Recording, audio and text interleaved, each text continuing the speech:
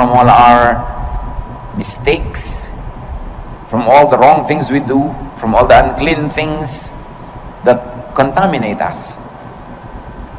Patawarin niyo po kami sa aming mga kasalanan, punuan niyo ang pagkukulang namin, at ngayon, puspusin niyo kami ng inyong Espiritu para matuto kami nitong napakahalagang kakayanan na magkaroon ng kapayapaan at pagpapahinga. Lead us, Father. Kayo po ang siyang mangusap at kayo rin ang siyang magpala sa lahat ng mga nasa daan papatungo rito. May your safety, your love, your joy be upon us. In the name of Jesus, your Son, our rest, our shelter, our friend, we pray with thanksgiving.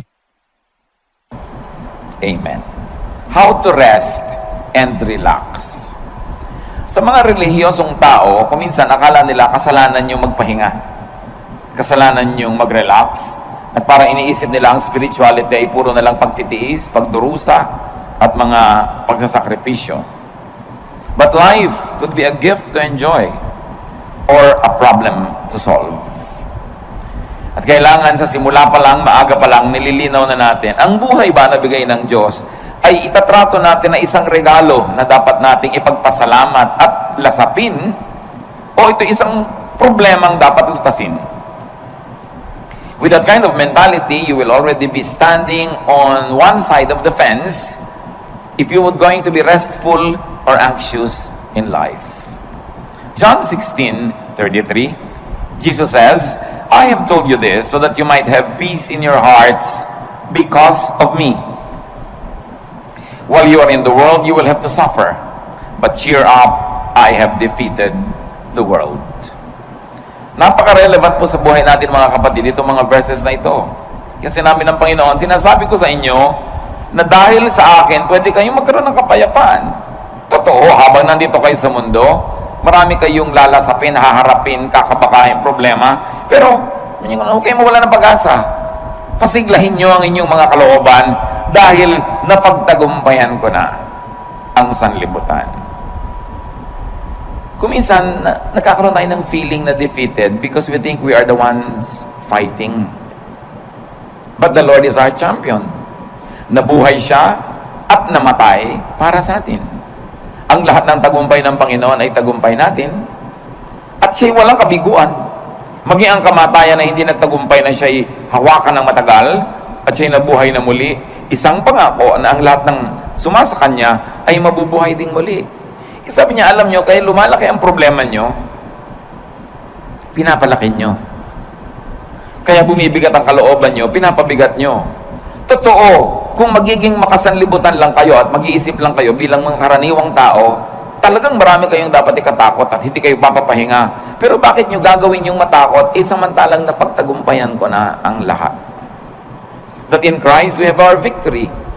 That even in our personal performance, we might fail every now and then, but it is not our performance that counts, but the performance of the Lord. Hindi yung kulang sa atin ang binibilang, kundi yung kapupunan na ibinibigay ni Jesus. Hindi yung ating karumihan, kundi yung paglilinis ng kanyang dugo. Hindi yung ating mga kamalian, kundi yung kanyang pagiging tama. Ang siyang ibinibigay at ibinibihis sa atin, kaya marapat lang na atin itong unawain. Life is indeed a gift to be enjoyed and shared. Like love, enjoyment and happiness is like a handful of sand. Yun pong buhangin, pag hinawakan nyo lang ng nakarelax ang kamay nyo, andyan lang. Pero subukan yung sobrang diinan ng hawak, sikipan, dumudula sa pagitan ng mga daliri natin yung buhangin at natatapong lahat. When you hold too tightly, sand slips through your fingers. And happiness is like that. Enjoyment, like love, is like that. Pag sobrang mong hinigpitan, nawawala. Dapat, relax ka lang. Relaxing and knowing how to relax could be a great tool of survival in this age of stress. Marami talagang stress ngayon. Pati nga inumin mong tubig, binabayaran na, binibili, nung araw naman hindi. Maraming gastos ngayon na dati hindi naman gastos. Yung load, ang laki-laki ng pera mong napupunta sa load, dati naman hindi ginagastahan yan eh. Marami talaga. Pero marami ring blessing na available. Kita nyo naman, nagsusurvive ang lahat. Life is even better. So how to rest and relax, or how to live really, is our topic. And how do you do that? Do not hurt yourself. Marami po mga tao nasasaktan, kaya lang hindi nila alam sila ang nananakit sa sarili nila. Kaya kailangan matanggal yung takip ng ating mata at mabunyag yung katotohanan na madalas tayo ang may likha ng mga nananakit sa ating sarili. You've got to identify and define your self-inflicted pains. Parang yung nagpepenitensya, siya ang nag-aapanghampas sa sarili niya. Siya ang nagsusugat at nagsasakit sa sarili niya. Marami mga tao ganun ang ginagawa nila sa buhay. Although, hindi kasi tayo laging conscious. Ano-ano po ang mga self-inflicted pains? Kasi kung meron kang tatanungin, gusto mo bang saktan ang sarili mo? Ang sagot natin, siyempre hindi. Ba't ko sasaktan ang sarili ko? Gusto mo bang lagyan ng asido ang loob ng puso mo? Ba't ko lalagyan? Puso ko yun. Gusto mo bang pahirapan ang sarili mo? Of course, I will not do that. But the truth is, many of us do it. Ano po yung mga pahirap na tayo rin ang may likha? Jealousy, covetousness, and greed. They hurt. Napakalaki ng sugat, hirap, pasanin na ibinibigay sa atin kung tayo ay nagsating tumalino siya o dahil gusto lang nating matalo niya yung isang kakompetensya sa grade. Bakit kailangan ang laki-laki ng TV mo? Ang liit ng bahay, lampas na yung TV sa dingding, nakikita na ng kapitbahay yung gilid. Bakit kailangan? Kasi malaki yung TV ni Kumare. Bakit kailangan mas malaki ang hikaw mo? Dahil ba talagang yung tenga mo, kailangan niyang paglambitin na ng mga mabibigat na hikaw? O mayroon kang kakompetensya. Bakit kailangan mas maliit ang baywang mo? Marami tayong ginagawa mga kapatid, pahirap sa sarili just because we're competing with other people. So sabi ni Solomon, vanity, meaningless. Isang pagpapahirap sa sarili na hindi kailangan. Isa pa bang pagpapahirap natin, fatigue. Fatigue hurts. Too much work is painful. Ang dami mga tao sobrang magtrabaho tapos ang konti lang naman ang nabe-benefit nila doon sa tinatrabaho nila. At the end of the day, sila yung lugi. Sinong nakinabang? Ang mga kamag-anak nilang batugan. Mga kamag-anak nilang tamad. Hindi nag-iisip, saan kaya ako kukuha ng ganitong gagastusin? Ano kayang gagawin ko? Pero at the end of the day, nagkakaroon din dahil kahit nagger ka, kahit nagagalit ka, bibigyan mo rin. So ikaw si lugi. Kaya lugi sa buhay yung mga OC, yung mga obsessive-compulsive, linis ka ng linis, kasi iba dumi ng dumi. Hindi ko alam hanggang ngayon, hindi pa po ako decided kung tatawagin kong blessing yung mga taong walang pake. Yung may baha, walang pake. Tulog. Yung bukas may gastusan, walang pake. Pero at the end of the day, nabuhay din sila ng 70, 80 years old, masaya pa sila kasi ikaw worry ka ng worry, isip ka ng isip. At ang nangyayari tuloy, dahil mahilig ka mag-isip, ikaw tuloy ang sasagot sa mga gastusin niya. Kasi ikaw yung responsible. But is that the way to live? Do you want to be like that? You've got to let go of some things. Going against your conscience for the sake of gain hurts. Gaano karami mga kapatid ang ginagawa natin na labag sa ating budi? Siro, ginagawa mo para lumaki ang iyong kita, o para mapalapit ka sa isang taong pinupuri mo ang totoo, nandidiri ka sa kanya. Ginagawa mo, pero naiinis ka sa sarili mo at ginagawa mo yun. So, ba't mo ginagawa? Yung bang gain na mapapala mo doon is more than the loss. Pag kinumpare mo yung napala mo at yung lugi mo, na nahirapan ang iyong loob, napagod ang loob mo, nakakasira ng kalusugan. Nakakasira ng sarili. Ano pa po ang mga pahirap natin sa sarili na hindi natin na-realize? Strained personal relations. They hurt. Tuwing meron tayong kaaway, kagalit, and we maintain this kagalitan, hirap tayo. Dahil kahit matigas ang loob mo, kahit ka pa nagtatapang-tapangan, aminin mo, mas gusto mo naman friendly yung atmosphere.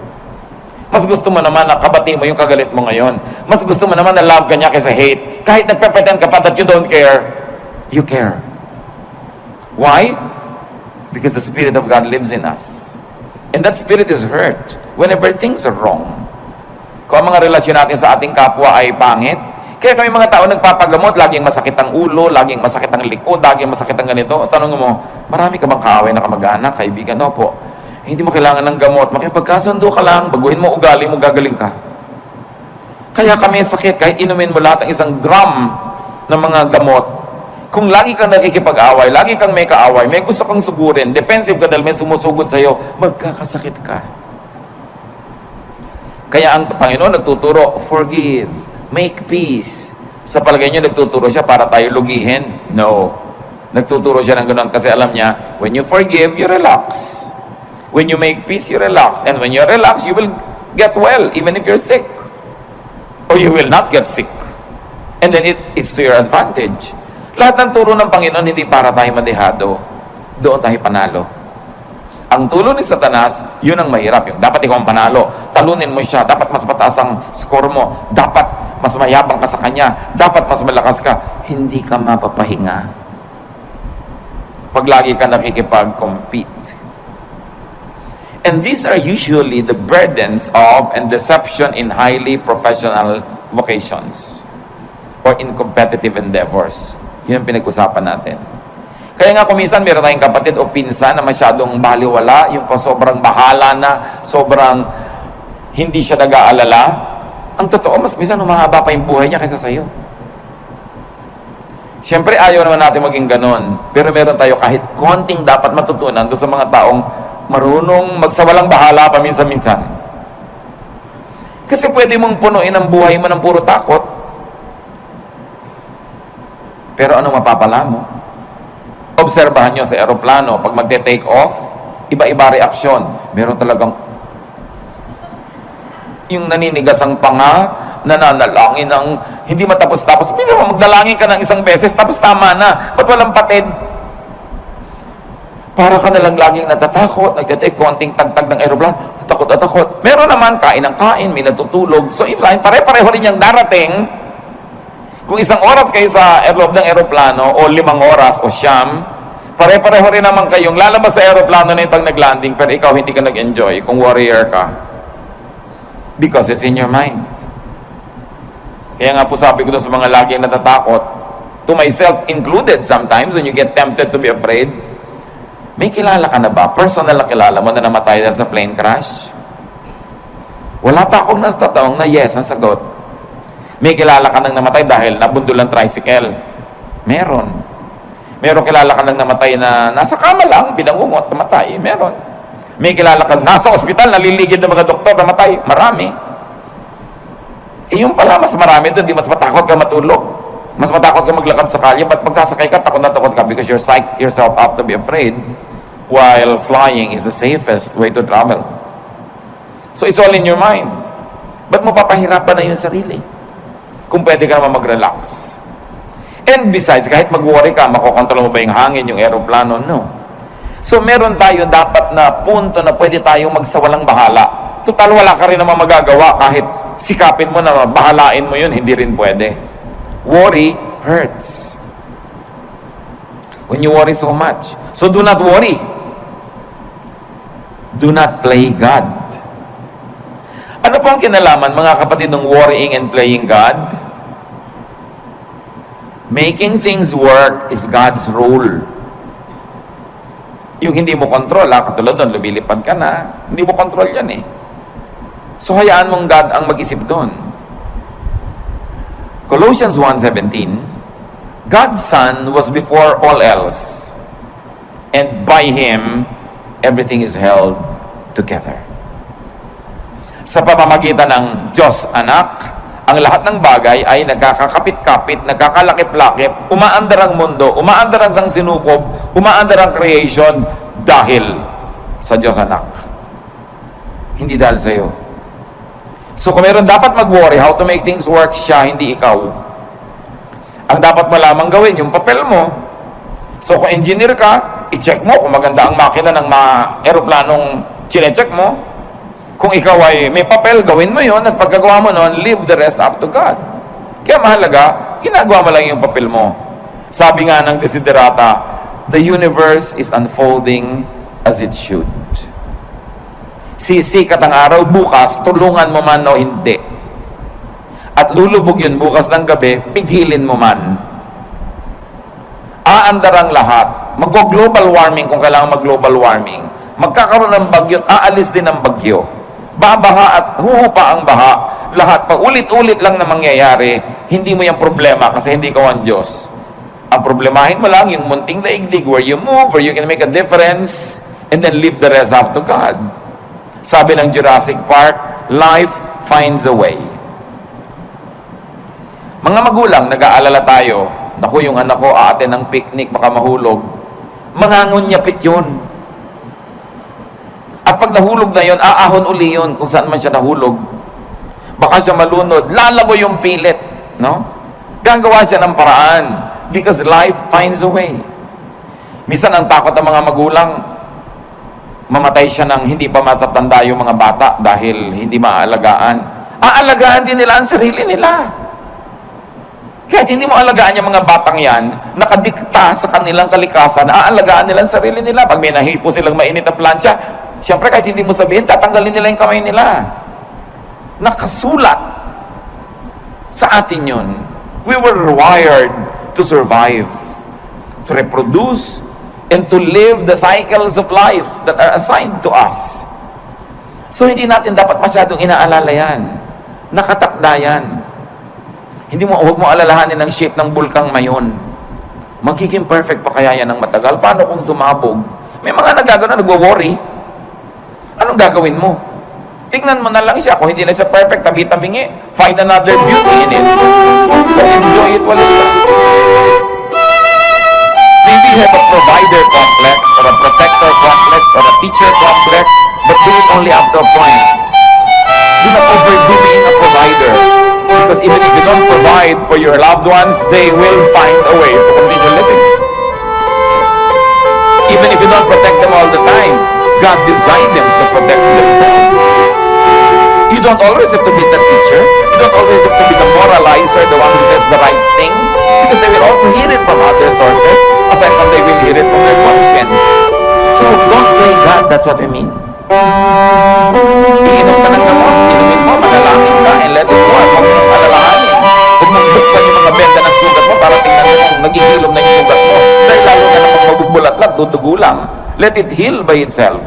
Just do your part. It's important because when you over-worry, you get too tired and fatigue hurts. Pag pagod ang tao, bumababa ang immune system. Madali kang magkasipon, madali kang magkaroon ng mga sakit pag pagod ka kasi bumababa yung panglaban ng katawan mo sa mga invaders. Kaya dapat nagpapahinga. Observe design and load limits. You have to rest. Sa mga may mga bayani complex, rest. More work sometimes means more income, but often it means less happiness. More income doesn't always mean more happiness. Maybe more pleasure for the people who depend on you, but not necessarily for you. At meron kang tungkulin sa iyong sarili. Bago pa man ang tungkulin mo kahit kanino, kailangang buhayin mo ang sarili mo, pasayahin mo ang sarili mo, ipahinga mo ang sarili mo, at huwag mong payagan kahit yung mga minamahal mo, napatayin ka, sipsipin ang dugo mo, istrohin ang dugo mo, nag-e-enjoy sila, tapos ikaw yung nangangalirang at natutuyo. You have a duty to yourself. Life is a primary duty of life. At paglabag sa utos at kalooban ng Diyos na nagbigay sa ng buhay, napabayaan mo ang buhay mo. Kahit pa nga yung pagpapabaya mo, pagdugtong sa kaligayahan ng iba. Kahit sa airlines, makikita nyo dun sa kanilang mga anunsyo ng kaligtasan, pag nawala ng oxygen sa cabin, may malalaglag ng mga oxygen mask, anong gagawin mo? Una mong lagyan ng sarili mo. At pag nakakahinga ka na ng tama, at saka mo tulungan yung bata o yung matanda o sino man, you have a duty to yourself. And it's not selfishness. You were wired and created by God to protect the life that was assigned to you to protect. Yung ibang tao, ipoprotect nilang life nila. Sometimes we are overprotective But they will protect themselves because they too were wired to protect themselves. So do not overwork yourself. Rest from overwork. Learn appropriate contentment with what you make. Yung mga iba, lalo mga professionals, may kasabihan nga ngayon, dahil alam nyo sa Korea, South Korea, sobrang modernization at sobrang materialism tuloy dahil doon, dahil puro pera, may kasabihan ngayon doon, A Korean man gets stomachache when his cousin builds a new house. Dahil naiinggit siya, bakit may bago siyang bahay? Anong problema ko? Ba't di ako nakakapagpagawa? So papagawa din siya. The competitiveness is too much. That's why one of the highest rates of suicide dyan. Dahil sa competitiveness. 1 Timothy 6:6-7. And religion does make your life rich by making you content with what you have. We didn't bring anything into this world, and we don't take anything with us when we leave. Sabi dapat kontento ka kung anong meron ka. Hindi sinabi na kung ano na lang nandyan pwede na. Kasi itinuro, 6 days you shall work, and on the 7th you will rest. So it follows that you will really achieve, that you will acquire, that you will amass, and you will have. But the point is, be contented with what you naturally have. So kung ito pa lang yung kinikita mo ngayon, ginagawa mo naman yung best mo, huwag mo i-compare sa kita ng iba to the point that you will kill yourself trying to beat that other person and trying to make more. Kaya nga sa mga highly professionalized fields, totoo yan, ang daming may ulcer, ang daming may insomnia. So they squander their youth trying to make money, and when they are old, they use all their money to become healthy again. So mahalaga, iniingatan mo yung katawan mo na may limit ang pwede kong gawin. Hindi ako pwedeng lagi nagpapakabayani. Hindi ko laging sosolve ang problema ng daigdig. I will have a healthy level of self-preservation. Do not strain yourself to make now what you should still make tomorrow. Yung kikitain mo pa bukas, huwag nang kitain ngayon. Magpahinga ka naman. At sabi ni Solomon, the more money you make, the more people come to spend it. And don't you find it true? Nung maliit ang kita nyo, hindi kayo pinapansin ng mga tao, so yung maliit na kita nyo, kasya sa inyo. Nung lumaki-laki, biglang naalala na ngayon ng nanay mo na malaki yung kita mo, naalala ng kapatid mo, naalala ng pinsan mo, heto na ngayon nakadaing sa'yo, nakahingi. Lumaki palalo ang kita mo, pati mga pinsan mo ngayon nagdadatingan na para makihalo at makikuha sa mga kinikita mo. So ikaw ang mag-isang nahihirapan, nagdurusa, yung iba ibinebenta ang kaluluwa, ginagasgas ang muka, sinasaktan ang sarili para kumita, tapos ang daming humuhot-hot. Do you like that? Pag marami kang kinikita, maraming makikiparte. Dadaming kamag-anak mo, maraming tutuntun sa'yo. Hindi naman masama maging matulungin tayo. But making more money at the expense of your health and peace does not always benefit you. Probably it benefits other people. And this is not what you want to happen in your life. Do not strain yourself. Natural lang dapat. At sabi ng Panginoong Jesus, let the day's own trouble be sufficient for the day. Tomorrow will be another day. Another problem with a solution. Do not try to solve the problems of tomorrow with today's solution, because today's solution is only for today's problem. Parang yun ding pera mo, for today lang yun, so spend it. Paano bukas? Tomorrow you will earn again, and you will spend for tomorrow. But when you spend your income now for what you will still have to spend on today and tomorrow, kulang. Kaya dapat, hindi rin natin pina-pass forward ang expense. Don't spend more than what you earn. And you should be responsible in handling your money. Kasi para hindi ka ma-stress at para hindi ma-stress ang mga mahal mo sa buhay. Kasi kung minsan sobrang kang relaxed, kaya namang pala nagkakaganon, ang sobrang nahihirapan yung kasambahay mo. Magkakapera ka, gagastahin mo sa walang kwenta. Pagdating ng bill ng kuryente, ng tubig, itong kasambahay mo nagbabayad. So, ang pinag-uusapan natin mga kapatid is how to rest and also how to let your loved ones rest. And that happens only when you are responsible. So, responsible enough tayo. Do not be overly competitive, but don't also be overly sacrificing for others. Yung sobrang pagsasakripisyo para sa kapwa, hindi yan turo ni Jesus. Turo lang yan ang simbahan kumisan. Mark 6:31, a very interesting episode in the Lord's ministry. But so many people were coming and going that Jesus and the apostles did not even have a chance to eat.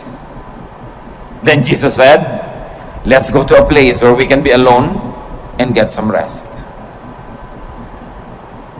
Sasabihin ba, very un-Jesus yata? Ang daming tao na kailangan pakainin. Ang daming taong kailangan pagalingin. Kailangan ipanalangin. Kailangan i-counsel. Kailangan turuan. Kailangan palayasan ng mga espiritong nakatira sa kanila. Pero pagod na sila. Ano sabi ni Lord? Shh, halik kayo. Tahimik tayo mawala dito. Iwan natin ang mga taong yan. Pumunta tayo sa isang lugar na tahimik na hindi na tayo masusundan. Magpahinga tayo at kumain doon. Do you do that? Mga kapatid, kung minsan, sobra kayong palatulong sa inyong mga kamag-anak at yung asawa niyo naman cooperative, pero sinasabi niyo po kung minsan sa asawa mo, huwag muna nating isipin yung mga kapatid mo at kapatid ko, tayo muna magbakasyon. Dapat ganun. Hindi puro sakripisyo. Yung nakatira ka sa isang bahay na ang ingay-ingay, nakakatulig kahit sa katumingin na yung mukha, siksikan, hindi mo ba sabihin sa asawa mong, minsan, mag-motel naman tayong dalawa, honey, para tayong dalawa lang, makapag-salarinan. Dapat mong ginagawa yun. Jesus showed us the way. Don't kill yourself giving to others.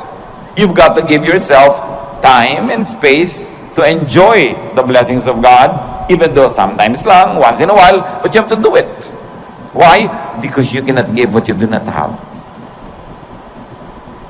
Pag lagi ka ng aburido, wala ka rin naman maibibigay. Kung minsan pera lang, pero may kasama pang bunganga. Kasi aburido ka. Minsan nagbabantay ka nga sa pasyente, pero kulang na lang, hulog mo siya sa kama. Kulang na lang, hagisan mo ng juice niya. Kasi pagod ka nakababantay. So pwede mo sabihin, mga kapatid, kayo naman magbantay sa nanay. Pagod na ako, mainit na yung ulo ko pati sa kanya.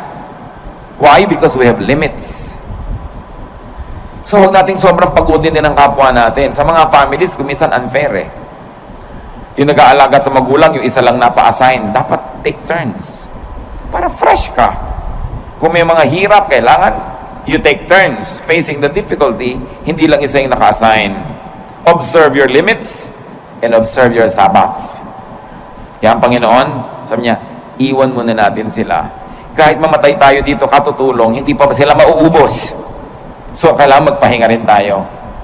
Dahil, habang mahal ni Jesus yung mga taong tinutulungan, mahal din niya yung mga manggagawa na kasangkapan para tulungan ang mga yon. So huwag niyong aalaw yung sarili niyo na maging manggagawa lang o ang mahal niyo sa buhay na nagko-cooperate kayo na lang tapos puro benefit ng iba. You have to learn to set time and space for your own enjoyment. Every day, every week, every month is long enough for you to have that private, pleasurable moment. We all need that to keep our sanity. Para hindi ka mabaliw. Kaya yung nasosobrahan, hindi ba, kinakausap na ang butike, nakikipag-chess na sa anino, at nakikipagtalo kung sinong nanalo. Why? Wala man lang pahinga. Walang relaxation. Another self-inflicted pain is anger. Anger hurts. Gaano karaming kalusugan natin nasisira dahil nagalit tayo o nananatili tayong galit.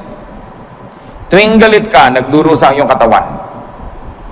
So, ang totoo nun, ikaw nagpaparusa sa sarili mo. Kaya yung magagalitin, mga kapatid, huwag na kayo makipag-away.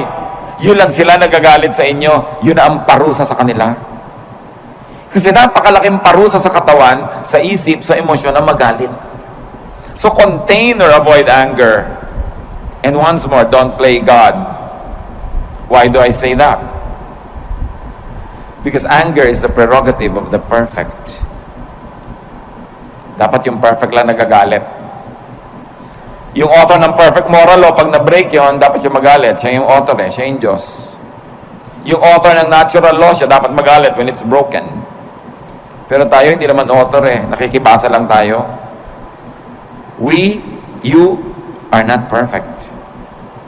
You are not the author of morality or life. You are just a fellow creature, a fellow beneficiary and traveler, a fellow seeker, in fact, a fellow sinner. Kaya wala kang karapatang magalit. Isipin niyo mga kapatid, ano mga kinakagalit nyo? Kayo ba, Diyos? Ano mga kinakagalit natin? Perfect ba tayo? So may imperfection yung tao, pero perfect ka ba? Besides, you were not designed to be angry. Nung nilikha tayo ng Diyos, hindi niya tayo dinesign na magalit. Kaya pag nagagalit tayo, we go out of the design, we destroy the intentions of the manufacturer, and at the end of the day, we destroy ourselves. Hindi bagay sa atin magalit, hindi tayo dapat nagagalit. Your bodily system goes awry when you get angry. Nagkakasira-sira, nagkakawasak-wasak ang nervous system, electrical and chemical balances of your body naiiba pag nagagalit ka. Kaya mga ibang nagagalit, they become, sabi nila, temporarily insane. Nakakapatay.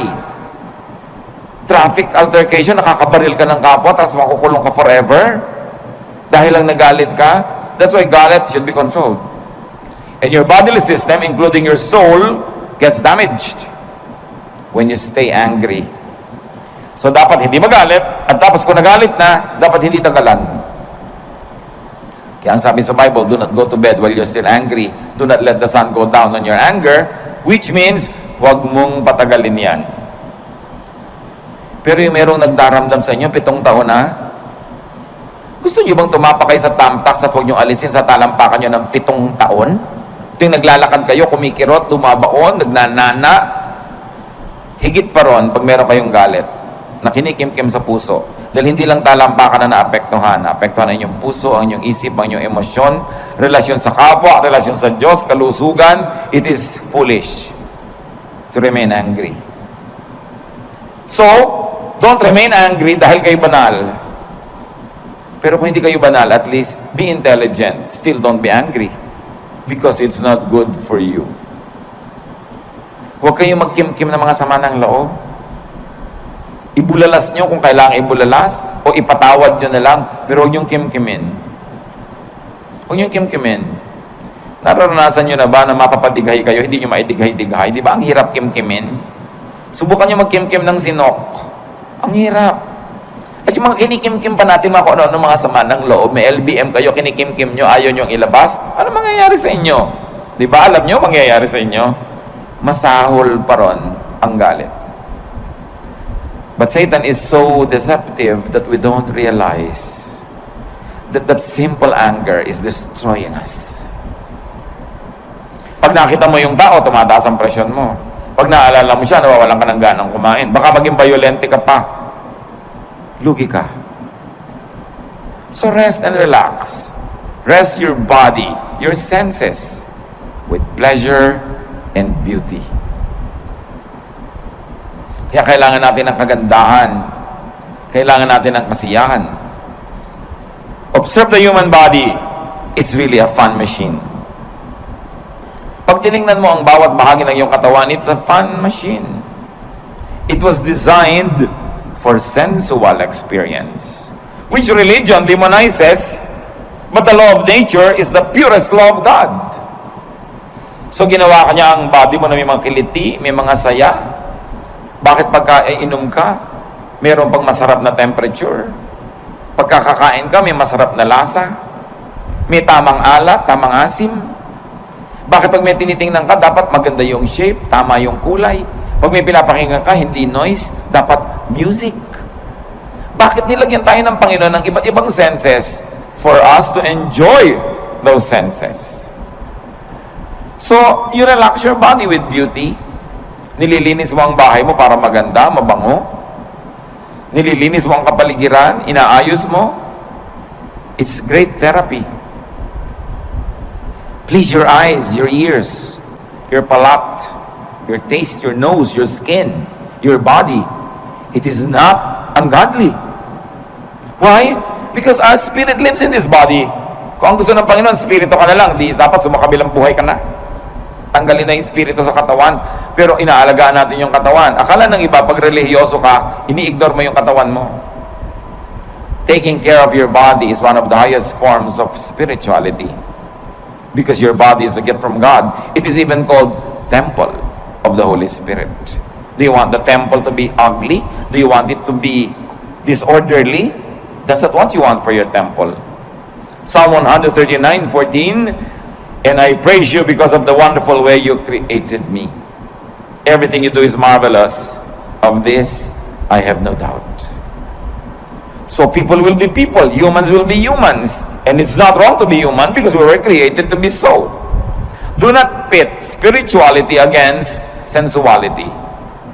Ang tunay na espiritualidad ay hindi puro pagtitimpi at pagde-deny ng senses mo. Inilagay yan for your enjoyment. It is a gift. And in fact, the senses are also doorways to the spirit.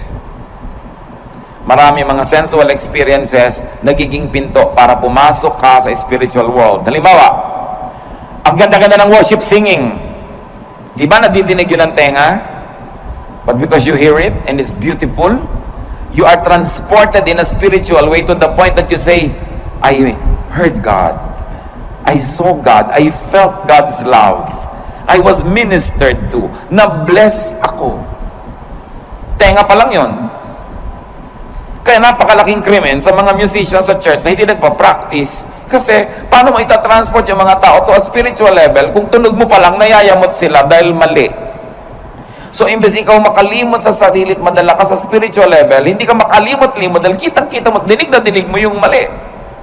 Nagiging critical ka pa tuloy, nagiging palapintas, nagkasala ka pa. Pero kung maganda talaga yung music. There was a long stretch in my spiritual life na ang talaga nagdala lang sa akin, mga kapatid, kanta ng choir. Umaaten ako ng church na yun ng ilang taon, nung isang attendee ako. Bihira naman ako talaga mabless doon sa message. Boring talaga. Bihira talaga ako mabless sa ibang nakikita ko, pero inaabangan ko lang yung kanta ng choir, and that sustained me for a long, long time. It was enough food for me. But can you imagine kung maganda na yung kanta ng choir, maganda pa yung message, mabait pa yung kapatiran, mabango pa yung church, maayos pa lahat? Grabing, maraming pinapasukan sa senses natin yung blessing ng Diyos. Kaya hindi ba may aromatherapy? Pagpupunta ka sa mga spa, ano pong gusto nyo? Yung nakakapagpahinga, yung nakakagising, yung nakakatulog, kung ano-anong maipapaamoy sa'yo, pipili ka ng scent. Because through the nose, the spiritual world becomes real. Kaya kung nakatira ka sa mga lugar na ang baho-baho ng paligid, di ba away ng away ang mga tao doon? Kasi pag amoy mo, nasa utak mo na agad yung baho. Sa palagay mo, kung puro baho ang naaamoy mo, babait ka. Ang hirap. So you don't deny the senses and use the senses to rest. So kung makikinig ka ng magandang music, may naaamoy kang mabango, may nakain kang masarap, kahit hindi mahal, mapapahinga ang katawan mo. At yung pahinga na katawan, tinatahanan nyo ng espiritong payapa. Kahit gaano kataas ang espiritu mo, kung nasan yung katawan mo, dun yun pupunta. So kung ang baba-baba ng level ng katawan, nahihila niya pababa yung spirit. But the body is weak. So the body has to be strengthened. With pleasure, with rest, with cleanliness, with righteousness. So indulge your senses. It's an act of union with your Maker. Kung gustong makipagniig sa atin ng Diyos, diyan siya pumapasok sa mga pinto na yan, sa senses natin, at sa ating brain. Kaya yan ang maraming paraan para tayo makakonekta sa Spirito. Your body, after all, is a temple of the Holy Spirit. Ecclesiastes 8:15. So I think we should get as much out of life as we possibly can. There is nothing better than to enjoy our food and drink and to have a good time. Then we can make it through this troublesome life that God has given us here on earth. Ano sinasabi ni Solomon na pinakamatalinong tao sa lahat? You must get the most out of life. You must get the most pleasure. You must get the most fruits. Eat the best when you can. Listen to the best. Have the best. Sabi niya, there is nothing better than to enjoy good food, a good drink, a good time. Why? Because life has a lot of troubles. It had a lot of troubles, it's having a lot of troubles, and it will present a lot of troubles. Iba na yung pinatatag ka na ng napakaraming magagandang karanasan, pampatibay sa'yo, pagka ikaw ngayon ay pinupukol, binabato, itinutulak, ginigiba ng mga pangit na karanasan, meron kang pagkukunan sa iyong alaala ng mga masasarap na mga kanaalaala, payapang mga moments in your life, and it will strengthen you. Kayo mga bata na pinalaki sa kalupitan, sa palo, sa walang pag-ibig, usually buong life halos disoriented sila. Unless kilalanin nila na kailangan nila magpatawad, magbagong buhay, at kilalanin nila yung pagbabago ng Panginoon, all their lives they become a slave of their dark past. Kaya mahalaga, pinapaganda mo hanggat maaari, lalo sa mga bata. Sabi ni Solomon, tuwing makakapag-enjoy kayo, mag-enjoy kayo. Kasi may mga panahon, kahit may pera kayo, wala kayong gana. Makakabili kayo ng pagkain, pero magaan lalamunan nyo. So ngayong may pambili kayo at meron kayong gana, eat. Bata kayo, kaya nyo yung mamasyal, pumunta doon, gawin nyo yun. Basta binabalansin nyo lang ng tamang pagtatrabaho, responsibility, faithfulness to God. Meron ka ngayong kakayanan na mag-enjoy, enjoy it. Dahil ang bukas hindi mo alam kung pwede mo pang ma-enjoy. Food and drink and good times need not be expensive.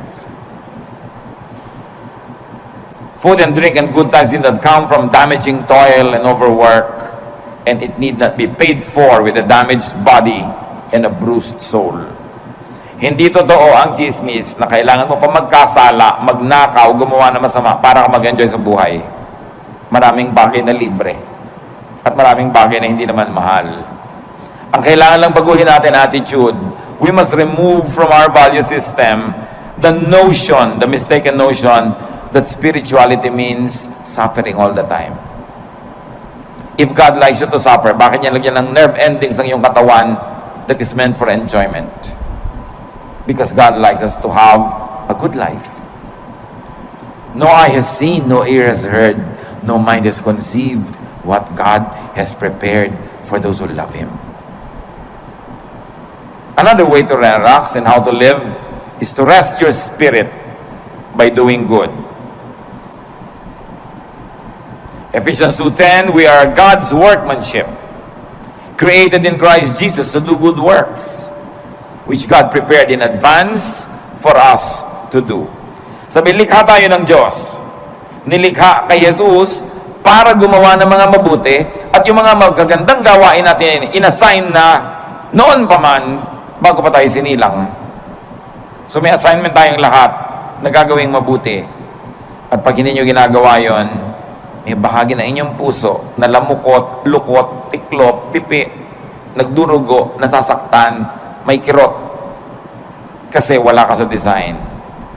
Dapat hanapin mo, kapatid, ano yung assignment mo sa mundo, anong mission mo. Sa buong buhay, sa isang taon, sa isang buwan, sa isang linggo, sa isang araw, sa isang oras, nag-iiba-iba yung mission na yun.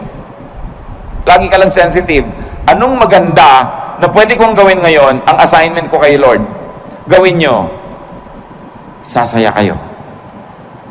Basta ginagawa nyo ang kalooban ng Panginoon, may pera kayo't wala, malusog kayo't hindi, nag-iisa kayo o may kasama, may malalim kayong saya na tinatawag sa English na joy. It is not dependent on outward events. It is there in your spirit. Pero, love. Pareho lang nakakapagod yan. Parehong kailangan mag-investa ng emotion, ng kilos. Mas nakakapagod pa nga to hate. Pwede kang sumimangot, pero pwede ka rin ngumiti. Mas maraming muscle ang ginagamit pag naninimangot, kaya mas tatanda ka. So ngumiti ka na lang. Why do wrong when you can do right? It's not even a choice. It is so obvious that it should not even be a choice. So doing good places you in God's blessings. Doing good is powerfully therapeutic. Naman dumarating yung panahon, mga kapatid, na naiinip kayo, nalulungkot, nababagapag, na-stress, kaka-nervous breakdown, nagkakaroon ng panic attack. Do good. Therapy yun. Kesa mag-book mo kayo sa bahay mainip, maghanap kayo ng magagawa para sa kapwa ng mabuti. At sa pagbuhat nyo ng mga bigatin ng buhay nila, nakalipas ang maghapon, hindi nyo napansin, pati yung sarili nyong bigatin, nailampas na rin, naitawid. Always do good. So rest and relax. Ecclesiastes says there is a time for everything. Work correctly, rest correctly, plant and harvest what you plant, and enjoy the harvest and share the harvest with people. In being kind, don't be unkind to yourself. Allow and let and help others rest and relax. Huwag nyo lang po i-apply sa sarili nyo yon. Dapat din kung may duty ka, gawin mo yung duty mo para yung kapwa mo makapag-relax din. Pag mga bantay kayo, hindi ka nagbantay, di doble ang trabaho ng iba dahil yung pagpapabaya mo, kailangan nilang takpan. Mag-asawa kayo, responsable ang lalaki. Pag irresponsable yung babae, yung lalaki has to work double. Napapagod siya kasi nagpapabaya yung babae. Ganon din yung lalaki. Pag lalaki ka, hindi ka responsable, hindi mo ginagawa ang tungkulin mo, inoobliga mo yung asawa mong babae na siya ang gumawa ng dapat ikaw gumagawa. And it's unfair, it's unkind, and it will get back to you. Hindi ka man gantihan ng asawa mo, gagantihan ka ng langit. Again, because God is the greatest accountant. Debit, credit, balance. Magbabayad at magbabayad ka. Sa pagpapahinga natin mga kapatid, tiyakin ninyo na hindi naman kayo nagiging pabigat sa iba, baka sobrang pahinga na yan. Kailangan responsible ka. And you must let others rest too by being responsible. Ama namin sa langit, salamat sapagkat pwede kami magpahinga. Maraming dahilan para kami mabahala, maguluhan, malito. Pero may isang dahilan para kami makarelax at kayo yon. You are our God, you are our Creator. You're the author of life. You're God of heaven and earth. And you love us. Because of that, you guide us, you teach us, you correct us, and you balance our lives. Turuan niyo kami, Panginoon, na gawin ang dapat namin gawin bilang nilalang at magkaroon kami ng wisdom na ipasa inyo yung para sa inyo na siyang lumalang sa amin. That we should just be responsible humans but not play God. We should observe our limits and enjoy